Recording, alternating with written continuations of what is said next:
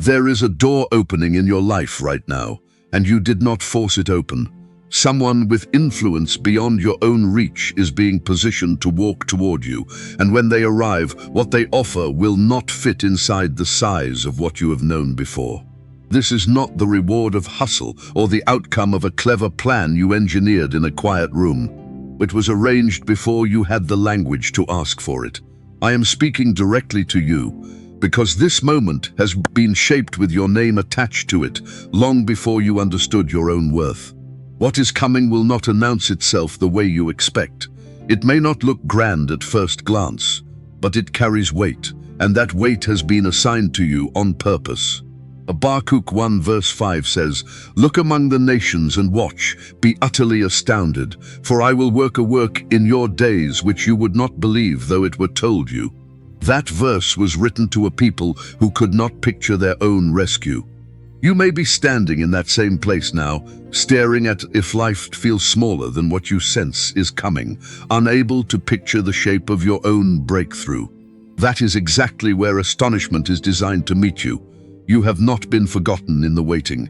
Every closed door, every quiet season, every moment you kept moving without applause, none of it was wasted. It was preparation for a door that only opens once. Character has caught up to opportunity. What is coming will ask something of you. It will require you to be ready in ways you have not yet tested. But readiness has been forming in you the entire time, even when it felt like nothing was happening at all. This is not about luck. It is about timing that was never actually late. Somewhere in the coming days, an ordinary moment will carry extraordinary weight.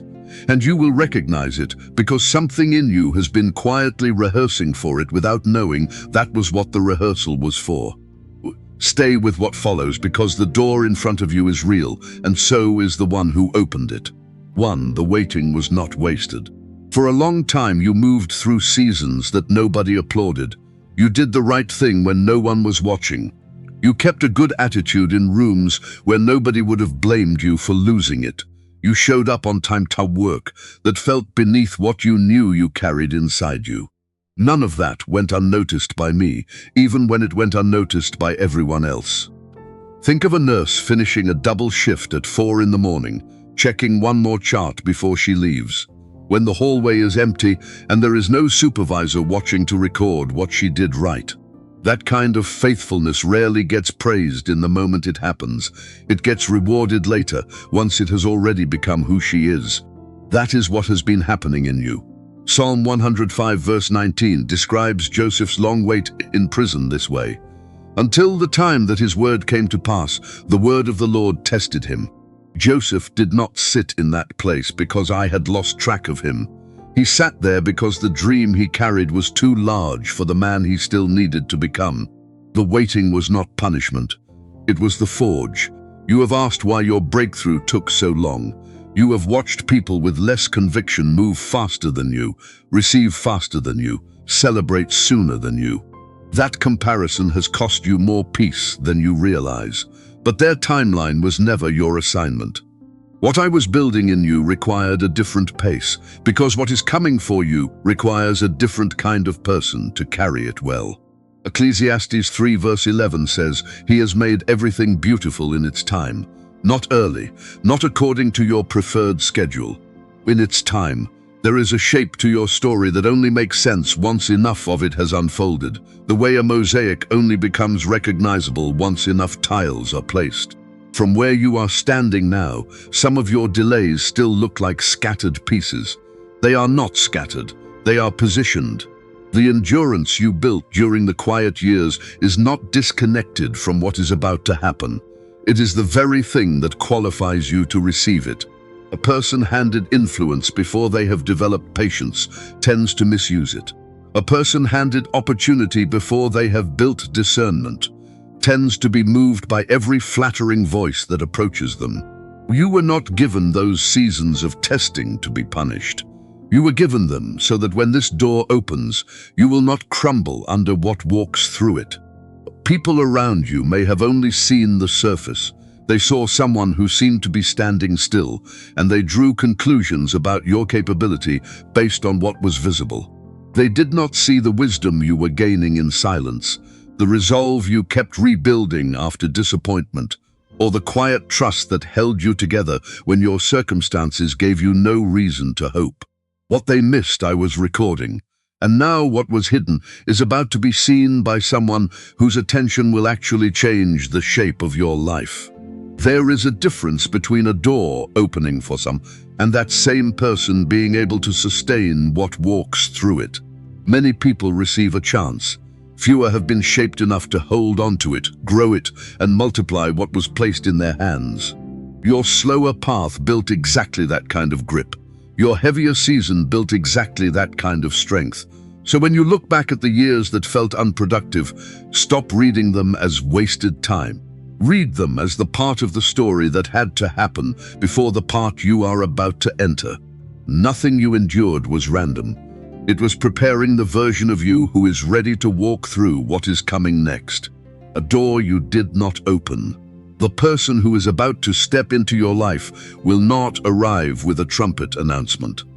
It is more likely to happen through something that looks ordinary at first, a passing introduction, a conversation you almost skipped, a name mentioned in a room you almost didn't enter. Do not let its plainness fool you. Some of the most significant doors in Scripture opened through moments that looked unremarkable in the instant they happened. A locksmith does not need force to open a door that has resisted every ordinary key. He needs the right one, cut precisely for that lock, and once it turns, the door gives way without a fight. The person coming toward you carries that kind of precision. They are not going to break down a door for you through sheer effort. They are going to fit exactly into a lock that has been waiting for the right key all along. Revelation 3 verse 8 says, "I have set before you an open door, and no one can shut it." Read that carefully. The verse does not say you unlocked it. It says, "I set it before you, already open." That distinction matters because it means this opportunity is not something you have to force, manipulate, or manufacture through pressure. You do not have to convince this person of your worth through performance. You only have to walk toward what has already been opened. This is where many people get it wrong. They assume that because a door feels sudden, it must not be real, or that because it did not come through the channel they expected, it must not be trustworthy. But a door being unexpected does not make it counterfeit. It often makes it more clearly mine, because it did not come from your own scheming. When this person approaches, they will notice something in you that they cannot fully explain, something beyond your resume or your credentials. That recognition is not random chemistry. It is placed there. Their attention toward you is doing what a fitted key does to a stubborn lock, releasing something that has been sealed shut for longer than you wanted it to be. Do not mistake the size of the door for a reason to hesitate. A door being open does not always mean the room behind it will feel familiar right away. It may feel larger than what you are used to standing in. That is not a warning sign. That is evidence that this door was never meant for the smaller version of your life you have been living inside. Understand also that the door itself is not the destination. It is confirmation that the direction you have been walking was correct. Even during the years, it did not feel that way. Confirmation is not the same as arrival. What waits on the other side will still require you to walk, decide, and grow. But you can walk through it knowing the door was never a guess. Walk toward it with your eyes open and your hesitation released. What has been set before you was not left to chance. Some people spend years waiting for a door and then talk themselves out of walking through it the moment it finally appears, because sudden favor can feel unfamiliar enough to mistake for danger. Do not let unfamiliarity be the thing that stops you. Newness is not the same as risk, and the discomfort of stepping into something larger than your history is not a sign that you have misread the moment. 3. Recognize the voice that sent it. Not every voice that celebrates this season with you is safe to follow. Some people will be genuinely happy for you. Others will attach themselves to your rise for reasons that have nothing to do with your good. Learning to tell the difference is not optional anymore. It has become one of the most important skills you will use in what comes next.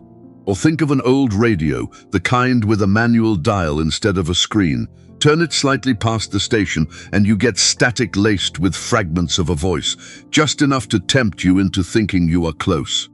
Turn it precisely onto the frequency and the sound clears completely, no fragments, no guessing. Discernment works the same way. Manipulation and genuine opportunity can sound remarkably alike at first pass. The difference is not always in the words being spoken. It is in the clarity that settles in you once you stop and actually listen. There is a scene in 1 Kings 19 verse 11 to 12 where Elijah stands on a mountain waiting to encounter God. A powerful wind tears through the rocks. An earthquake shakes the ground. A fire follows. None of them carry the voice he is listening for. Then comes what the text calls a still small voice, and that is where the encounter actually happens. The dramatic and the loud are not always where truth lives. Sometimes the wind, the earthquake, and the fire are exactly what distract you from what is quietly true. This matters because the offer approaching you may come wrapped in excitement, urgency, or pressure to decide quickly. Genuine opportunity from me rarely requires panic. It may require courage, and it may require moving faster than feels comfortable, but it will not require you to abandon peace to accept it. Colossians 3 verse 15 instructs, "Let the peace of God rule in your hearts." The word rule there means something closer to acting as an umpire, making the final call. If peace cannot settle in you about a decision, that is information, not a feeling to override. Job 32 verse 8 says, "But there is a spirit in man, and the breath of the Almighty gives him understanding." This means the discernment you need was not left outside your reach. It was placed inside you. You do not have to borrow someone else's confidence about whether a person or a path is trustworthy. You have been given the capacity to sense it yourself if you slow down long enough to listen for it. Watch for the difference between someone who wants access to what you are becoming and someone who genuinely wants to see you become it.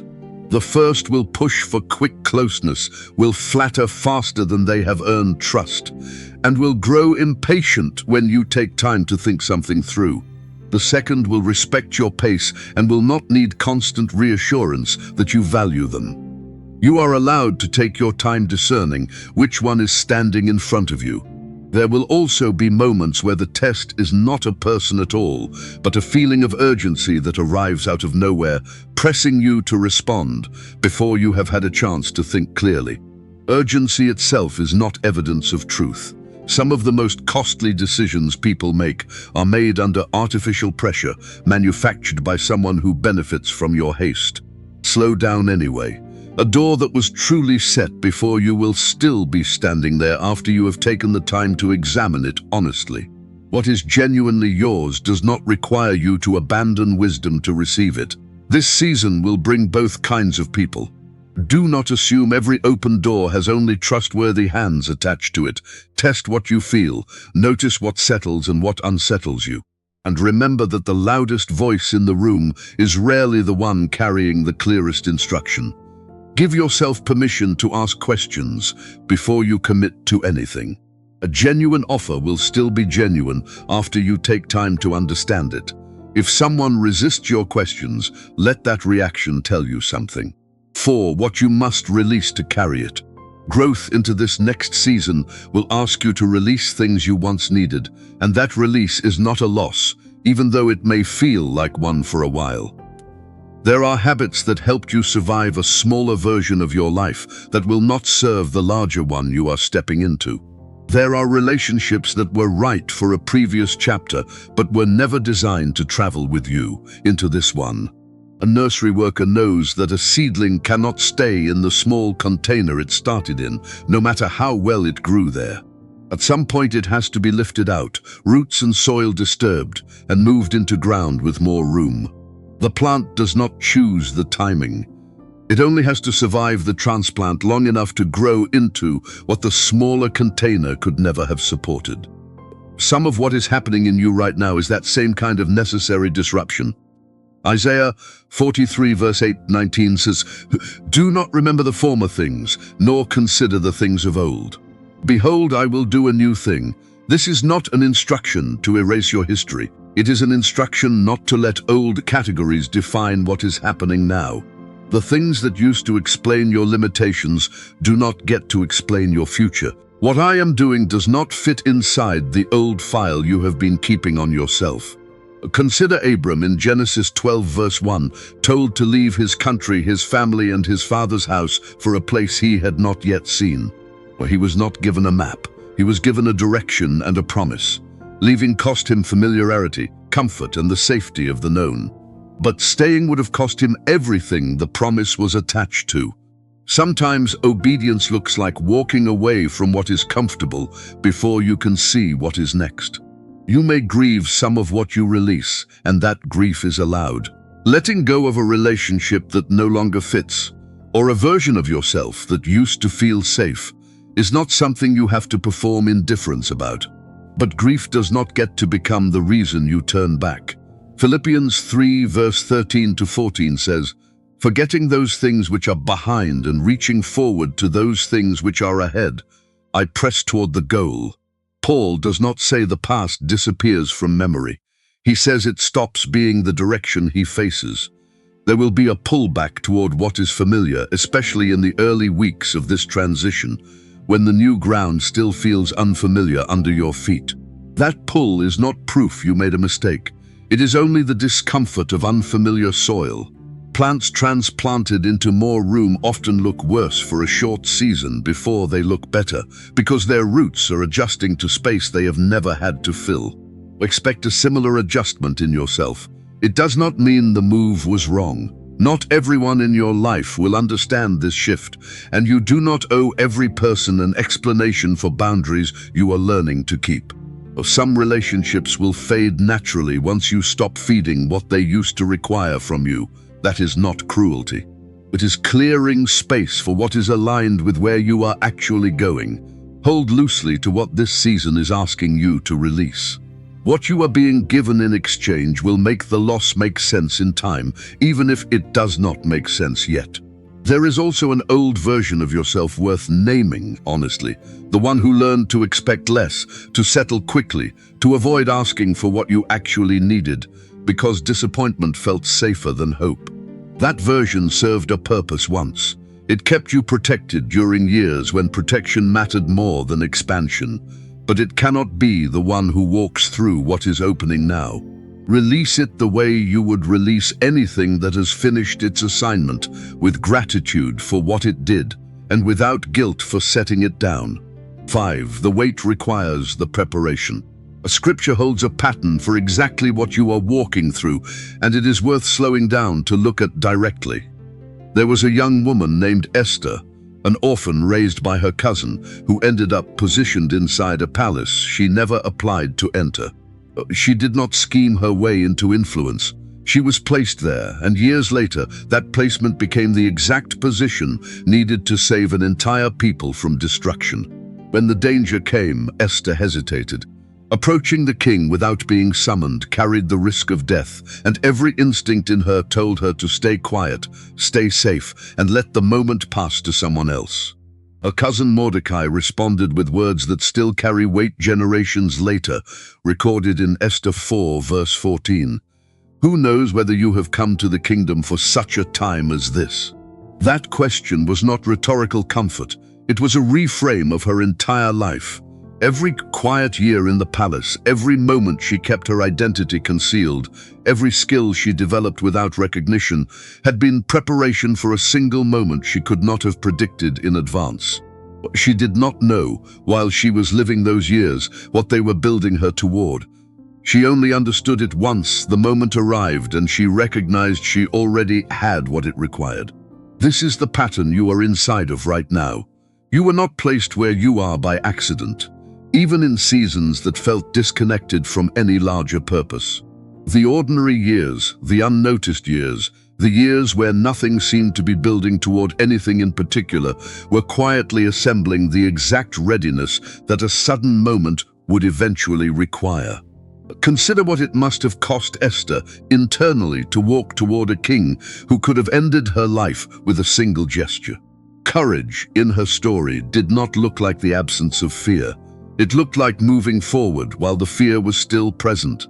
That same courage is available to you now for a decision far less dangerous but no less significant to the story you are living. Esther's story also carries a warning worth noting. The opportunity in front of her required her to act, not to wait passively for further confirmation. She could have stayed silent, protected herself, and let the danger unfold around her while she remained comfortable. Instead, she chose to move, telling her people to fast with her before she approached the king, understanding that even a door clearly set before you still requires you to walk through it deliberately. What is coming toward you will ask the same of you. It will not carry you passively into the next chapter. It will require a decision, a willingness to risk what feels safe for the sake of what has actually been prepared. The readiness you built in private was never meant to stay private. It was always meant to be spent on a moment exactly like the one approaching you now. You may not have known during your quietest and most uncertain years what they were preparing you for. You know now, and knowing changes what is required of you. Esther did not have the luxury of knowing in advance which day would matter most. Neither do you. That is precisely why the ordinary days deserve the same faithfulness as the ones that will eventually be remembered. You cannot always tell in the moment which conversation, which decision, which act of quiet obedience is the one that history will later trace everything back to. 6. Stewarding what increases. Receiving an opportunity and sustaining it are two different skills, and the second one rarely gets talked about in seasons of celebration. This next part matters as much as anything that has come before it, because how you carry what is given to you will determine whether it grows or quietly falls apart. An upholsterer restoring an old chair does not merely replace the visible fabric and call the work finished. He examines the frame underneath first, tightens joints that have loosened, replaces webbing that has worn thin, because new fabric stretched over a weak structure will not hold its shape for long. What is offered to you now is like that new fabric. Whether it holds depends on the structure underneath it, the parts nobody sees when they admire the finished piece. Luke 16 verse 10 says, "He who is faithful in what is least is faithful also in much." This verse is not describing two separate categories of trustworthiness. It is describing one continuous quality that shows itself at every scale. The way you have handled small responsibilities is a preview of how you will handle larger ones, unless something in you deliberately changes. Increase does not create character. It reveals whatever character was already present. There is a temptation, once attention and opportunity begin to grow, to assume the rules that governed you before no longer apply. Consistency starts to feel optional. Humility starts to feel unnecessary. Proverbs 27 verse 21 warns, "The refining pot is for silver, and the furnace for gold, and a man is valued by what others say of him." Public praise functions as its own kind of test. It is easier to stay grounded in obscurity than it is to stay grounded once people start noticing you, because attention has a way of quietly reshaping how a person sees themselves if they are not careful. Discipline in this season looks less dramatic than the opportunity itself. It looks like managing your time honestly instead of letting new demands scatter it. It looks like protecting your energy instead of spending it on every person who wants access to you now that you are visible. It looks like remaining accountable to the same values that carried you through the quiet years, even when no one would notice if you quietly let them slip. Increase also brings new relationships, and not all of them will arrive with clear intentions. Some people will want closeness to you because of who you are becoming, without much interest in who you actually are underneath it. Stewarding this season well means learning to notice the difference and choosing to invest your trust where it has actually been earned rather than where it is only being requested. That kind of wisdom protects both the opportunity and the person carrying it. You have already practiced this kind of discipline more than you may realize. You stayed committed during seasons that offered no reward for staying committed. You kept showing up when nothing about the outcome was guaranteed. That same discipline, applied now to a larger stage, is what will keep this opportunity from becoming something that overwhelms you instead of something that builds you. Growth without structure tends to collapse under its own weight eventually, but growth built on a frame that has already been tested holds. What has been happening in you during the unseen years was never separate from what is happening now. It was the frame being reinforced quietly, long before anyone was watching to admire the finished work. Set a few honest markers for yourself now, before increase arrives in full. Decide what your non-negotiables look like when your schedule fills up. Decide who gets to speak into your decisions and who does not. Decide how you will keep yourself accountable when it becomes easier to hide behind a busier calendar. A structure built before pressure arrives holds up far better than one you try to build in the middle of it. 7. Becoming a door for someone else. What is being placed in your hands was never meant to end with you. That is not meant to add pressure to a season that already feels significant enough. It is meant to give the whole thing a shape that outlasts your own lifetime, because the people who benefit most from a blessing are rarely limited to the person who first received it. A beekeeper does not harvest every drop of honey from a hive.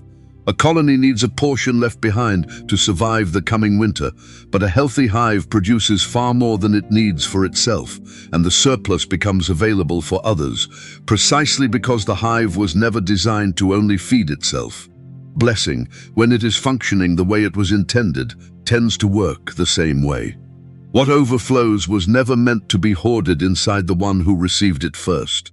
2 Corinthians 1 verse 4 says God comforts us in all our trouble, so that we may be able to comfort those who are in any trouble with the same comfort we ourselves have received from Him.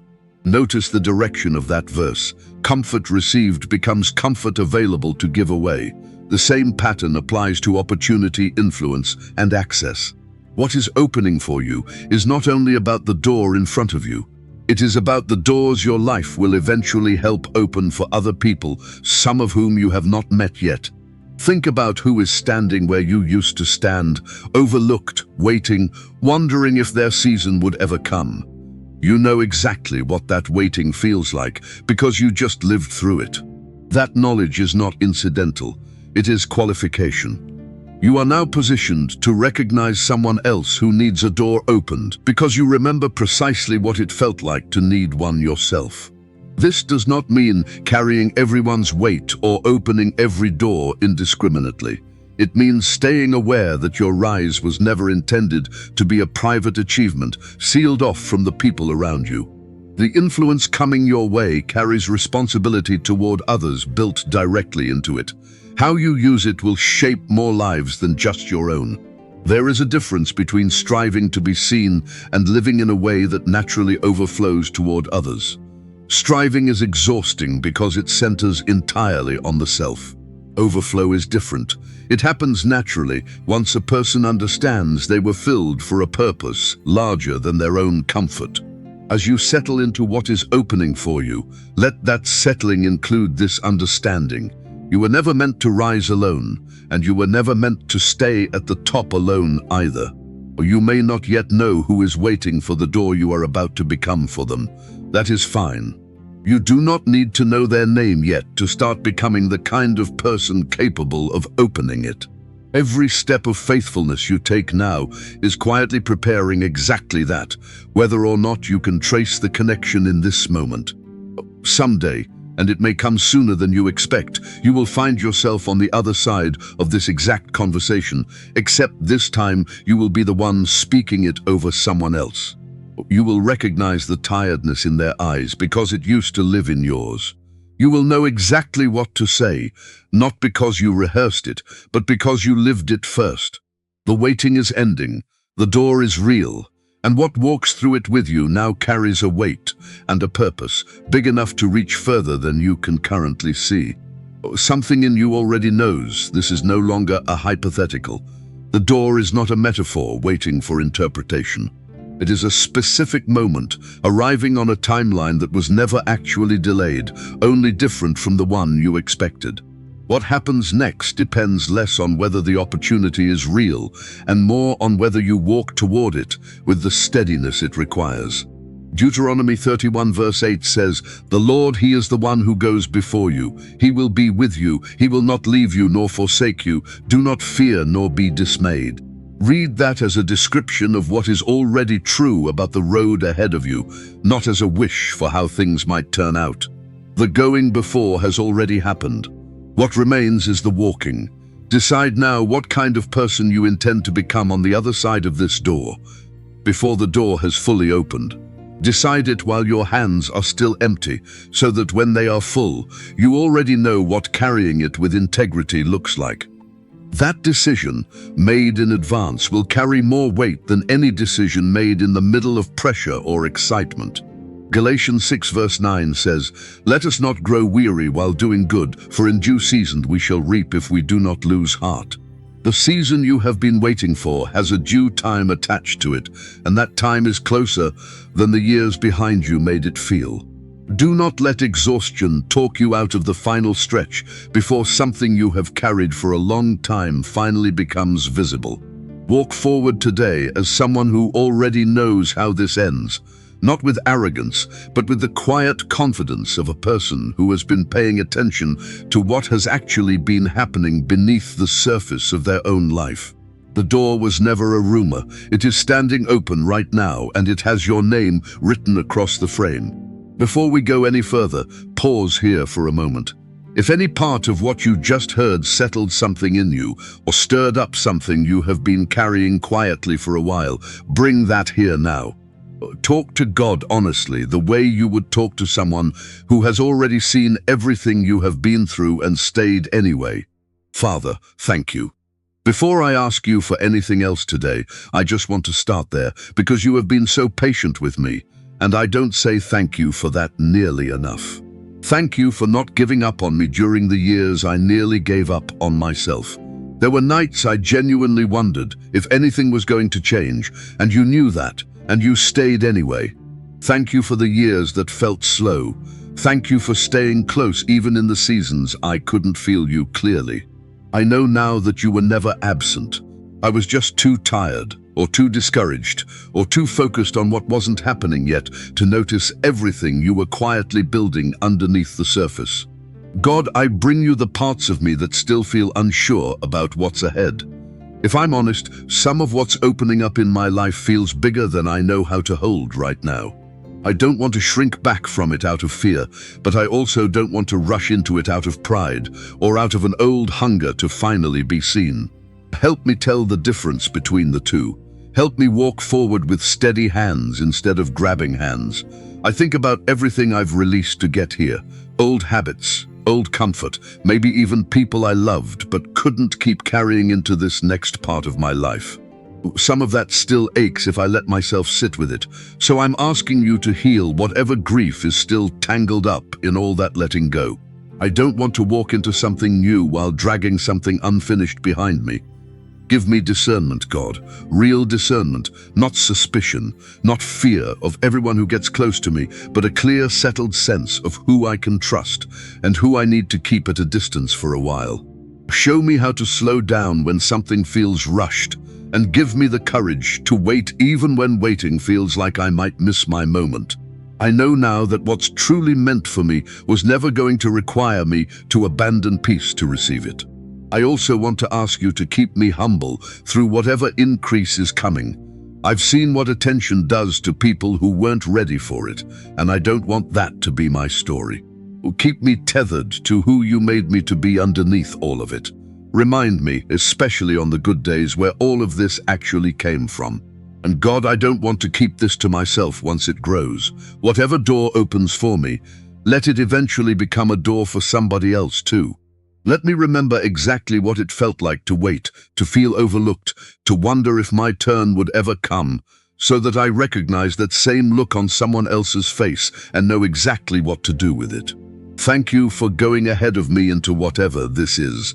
Thank you for not leaving me to figure it out with nothing but my own strength. I trust you with the timing, even the parts I don't fully understand yet. I trust you with the people involved, and I trust you with everything this is about to require of me. In Jesus' name, amen. If this reached something real in you today, let it become something you share with someone else who needs to hear it too. A like, a comment, a share, small things that quietly put this in front of somebody standing exactly where you used to stand. And as you go from here, receive this. May the door in front of you open exactly as it was designed to, and may you walk through it whole, ready, and unafraid.